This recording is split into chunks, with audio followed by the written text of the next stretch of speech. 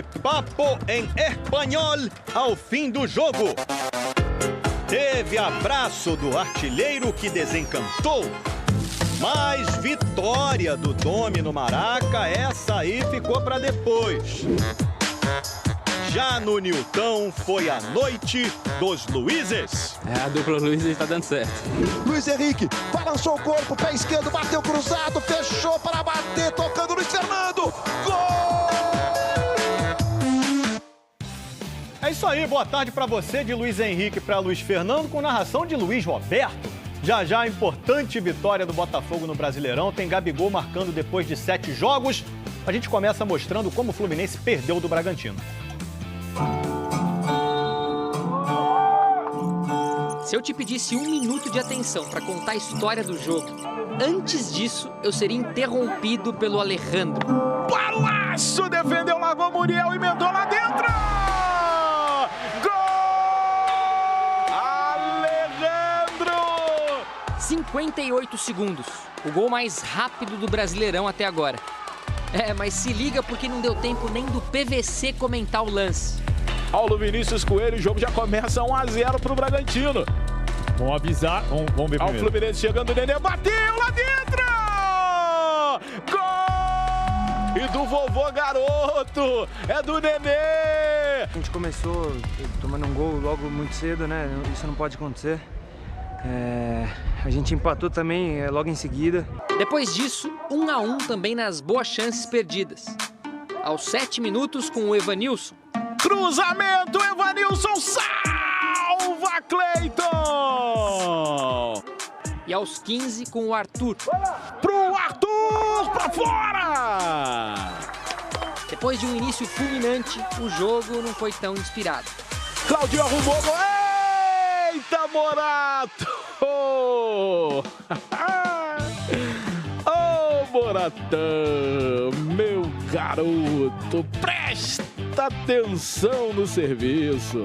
Destaque mesmo era o Odair Helma. Depois de testar positivo para o novo coronavírus, o técnico foi liberado, voltou. Estou cobrando com educação com você, não vou cobrar com educação o tempo inteiro. Para gritar. Se agarrar, vai! Para falar o pé do ouvido. Só que as palmas definitivamente não eram aplausos. No segundo tempo, o ritmo ainda bem devagar. Tá uma preguicinha esse jogo, hein, rapaz? Tinha um narrador na Rádio Globo que ia falar assim, mas que joguinho gostoso em Bragança. O Ganso entrou no lugar do Nenê, mas não conseguiu muita coisa. E quando o tempo já se arrastava, aos 37, o Luiz Felipe marcou o segundo do Bragantino. Pintou o gol, Luiz Felipe bateu lá dentro! Gol! No finalzinho, podia ser ainda pior. O árbitro marcou pênalti nesse lance. Só que depois de 5 minutos e uma consulta ao VAR, ele cancelou. Impedimento na origem da jogada. Por enquanto, só uma vitória nas 4 rodadas do Brasileirão. E os próximos 2 jogos do Fluminense não são nada fáceis. Na próxima rodada, Atlético Paranaense lá em Curitiba. E depois, dentro do Maracanã, clássico contra o Vasco. Eu sei que é muito difícil, né, você avaliar o contexto do jogo com 2 derrotas. Mas eu, como profissional, preciso avaliar o contexto para que a gente consiga essa vitória fora de casa também. E nós vamos conseguir. O Vasco pega hoje o Ceará para manter os 100% e assumir a liderança. Certeza, só lá pelas 10 da noite. Eu não posso confirmar que a gente vai sair vitorioso, mas eu posso confirmar que a gente vai fazer o nosso melhor e vamos tentar sair vitorioso lá de Fortaleza. Se o Vasco vencer o Ceará hoje, vai começar o Campeonato Brasileiro com 3 vitórias seguidas. O time venceu o Sport e São Paulo até agora. E sabe quantas vezes no Brasileirão de pontos corridos, desde 2003, o Vasco teve 100% de aproveitamento nos 3 primeiros jogos? Uma em 17 edições. Foi em 2012, quando o Vasco terminou em 5º lugar e contou com boa parte do elenco vice-campeão no ano anterior.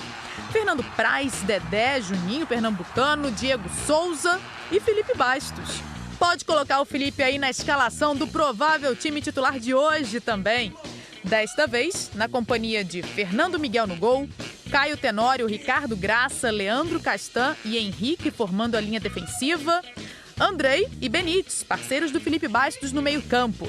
A dúvida está do lado direito do ataque. Gabriel Peck, Bruno Gomes ou Guilherme Parede vai formar o trio com Thales Magno e Germancano. E se a vitória vier, é bom saber. Em 2012, não foram só 3 vitórias consecutivas no início do Brasileirão, foram 4. Assunto, quem sabe, para quando formos falar da partida contra o Grêmio no domingo. Boban Marjanovic, um pequeno sérvio de 2,24 metros. Foram 13 pontos e 9 rebotes dele na vitória do Dallas Mavericks contra o Los Angeles Clippers. Série empatada em 1-1. Já o outro gigante, Bol Bol, que mostramos ontem aqui no Globo Esporte, fez só 2 pontinhos. Foram 4 minutos em quadra na derrota do Denver Nuggets para o Utah Jazz. 1-1 na série também.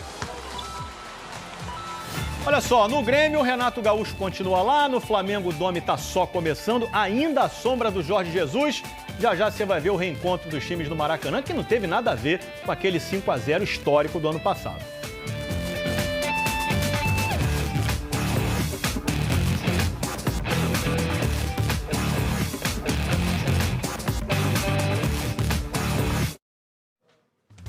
Olá, o IBGE constatou que o Brasil testa muito pouco, apenas 6% da população, e que em julho 4 milhões de pessoas pegaram empréstimos para cobrir a perda de renda.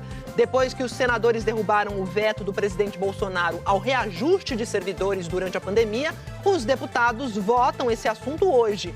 A prisão por fraudes de Steve Bannon, ex-conselheiro do presidente Trump, e a friaca no sul do Brasil, onde ainda pode nevar. É no JH. Até lá.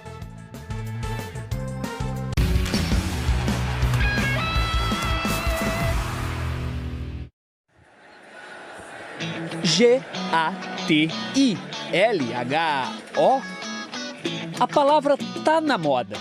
Gatilho. Coisa de rede social. Quando uma postagem, uma foto, um assunto te desperta ação, a mão aberta. Ironia dos vencedores aos derrotados naquela noite. Foi algo tão marcante que por muito e muito tempo, quando esse duelo se repetir, a lembrança, o gatilho, vai te levar para 2019. Ontem não era o português Jesus, mas o espanhol Domi. E no Grêmio, o mesmíssimo Renato Gaúcho. Com 6 titulares remanescentes da goleada do ano passado. No Flamengo, eram 9.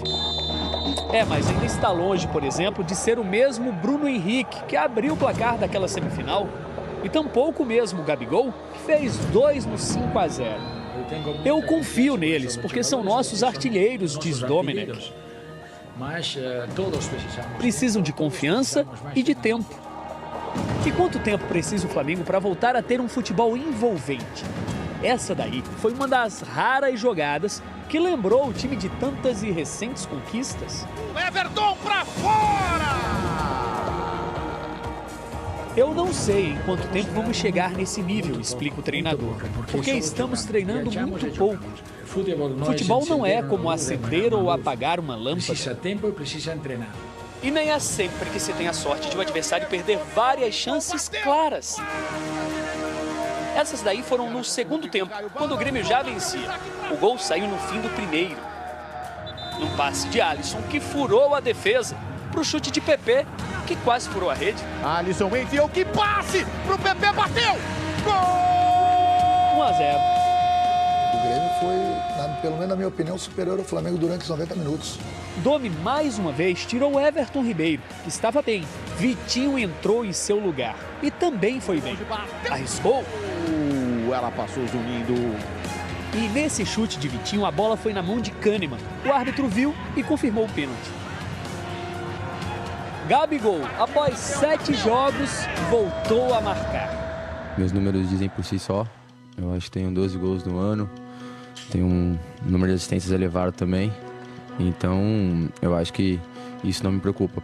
Comemorou o empate com o espanhol. Ele tem nosso apoio, ele tem nossa confiança. A gente sabe que tem sido muito difícil para ele, pois o tempo é muito curto. Domi, que também teve apoio do técnico adversário. Torço por ele, Espero que o pessoal, que não cabe a mim, né, tenha um pouco de paciência, porque é muito fácil criticar. Tem que dar tempo ao tempo. E em qualquer tempo, todo Flamengo e Grêmio daqui pra frente será um gatilho daquele 23 de outubro de 2019. O importante é que o Renato continua sem ganhar. Não ganhou de Jesus, não ganhou de Dome. É isso. Falar agora, está começando o Campeonato Brasileiro, mas hoje o Grêmio está em 6º lugar, Flamengo pode voltar para a zona de rebaixamento, hoje dependendo dos resultados das partidas de São Paulo e Ceará, que jogam logo mais. Bora ver gol então de ontem. Atlético Paranaense e Palmeiras primeiro, jogo em Curitiba e o Palmeiras ganhou no final do jogo, nos acréscimos, Rafael Veiga, Palmeiras 1-0. Agora Goiás e Fortaleza. Fortaleza jogando fora de casa, o Wellington Paulista fez 1-0. Depois Yuri César chutou, a bola vai desviar no Bruno Melo antes de entrar. Yuri César é jogador do Flamengo, está emprestado. Aí ele vai fazer o dele. 3-0 Fortaleza. Depois o Jefferson, num belo chute, de muito longe, fez o gol de honra do Goiás, mas terminou Goiás 1, Fortaleza 3. Corinthians e Coritiba buscando a primeira vitória no Brasileirão. Léo Natel e Patrick Vieira disputaram a bola na área. Braulio da Silva Machado marcou pênalti. O artilheiro Jô foi bater. Pega o Wilson! O Wilson se adiantou. O VAR avisou e o Jô teve mais uma chance. De novo pega o Wilson! Agora o pé tá mais do que em cima da linha. Depois das defesas, o Wilson tirou onda lá. Vai mandar voltar? Mas ainda eram 30 do primeiro tempo. E o Coritiba já estava com 1 a menos, porque Ian Sassi tinha dado uma cotovelada no Araújo. Ô, louco! O Wilson não conseguiu pegar o chute do Léo Natel, que desviou no Robson. 1-0 Corinthians. Aí o Sassá empatou. Olha a chance do Sassá! Depois, o Jô finalmente conseguiu vencer o Wilson. É mais difícil do que fazer de pênalti, não é, Jô? E o Gustavo Mosquito também. Corinthians 3, Coritiba 0 na tabela 1. E hoje cedo, o Coritiba demitiu o técnico Eduardo Barroca. O Internacional saiu na frente do Atlético Goianiense com a cabeçada do argentino Musto. Everton Felipe fez falta no Praxedes. Aí rolou aquele clássico bolinho de jogadores e o William Potker agrediu o Edson. Foi expulso. A decepção do técnico Kudê foi porque o Potker recebeu a chance de substituir o Guerreiro, que está machucado e não joga mais esse ano. O Thiago Galhardo veio do banco e fez o segundo. E no fim, Galhardo sofreu pênalti do Jean, bateu e homenageou o Guerreiro na comemoração. Inter, novo líder do Brasileirão, 3, Atlético Goianiense 0.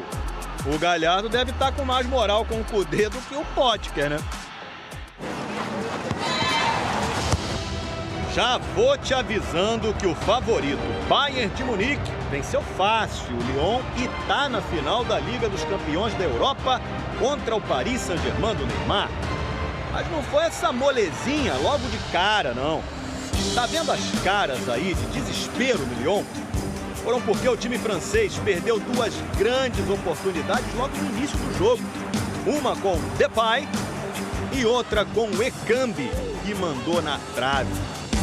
As chances apareceram, o Lyon não aproveitou, aí o Gnabry mostrou como é que se faz. Golaço do Bayern, 1-0. No segundo gol, o Gnabry estava lá de novo. Oportunismo depois do erro do artilheiraço Lewandowski. Mas bobeada do Lewandowski na frente do gol é raridade. No finzinho do jogo, quando parecia que ele ia passar em branco, o polonês foi lá, subiu bonito. Bayern 3, Lyon 0. 15 gols na Champions, o principal concorrente do Neymar no sonho de ser o melhor do mundo e de conquistar o inédito título europeu para o PSG.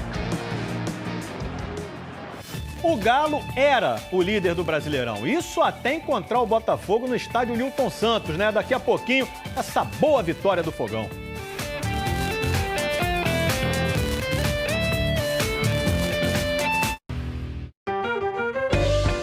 sorriso, que se junta com mais um, com outros mais, e a corrente cresce. Um jeito de fazer com que boas vibrações cheguem para o Botafogo. Rostos num estádio de futebol. Pelo menos por enquanto, só assim. Aqui no Newton Santos, 400 alvinegros estão representados na arquibancada em totens. E também tem espaço para torcedor ilustre.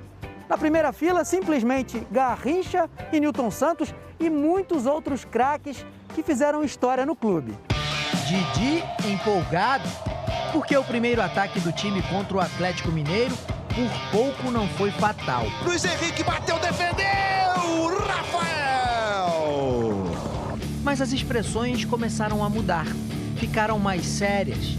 O Galo se impôs por todos os lados, numa tentativa atrás da outra.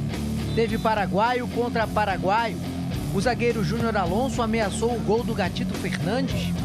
Júnior Alonso deu uma casquinha, a bola bateu em cima do travessão.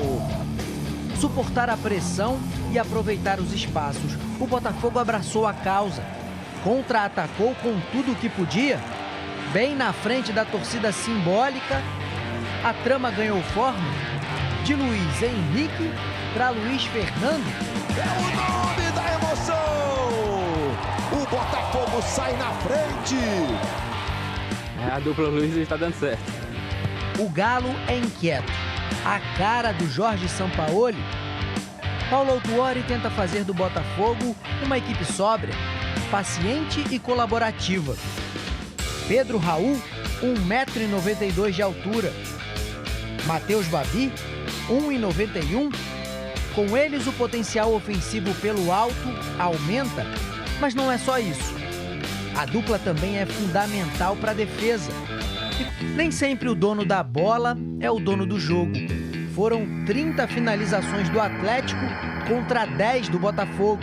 Eu trabalhei com o Sampaoli, um excelente treinador, sei das ideias dele. Assim que nós recuperássemos a bola, teríamos condições de explorar bem. Por mais que o Atlético Mineiro chegasse, o Botafogo reagia. Mas o empate quase saiu assim. Bruno Nazário, que foi poupado e começou no banco, renovou o fôlego do ataque.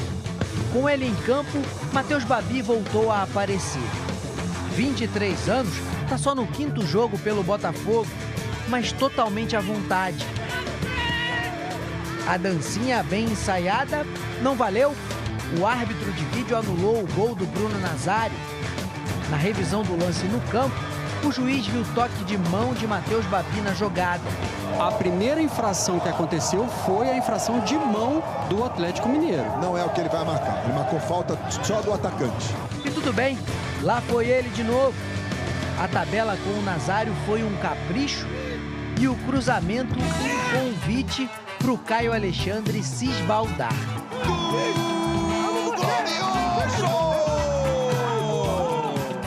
No último minuto dos acréscimos, o zagueiro Igor Rabelo diminuiu para o Galo.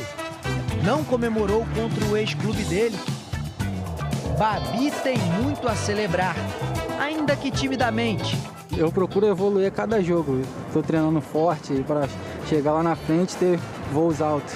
Esse jovem grandalhão está mais perto do céu.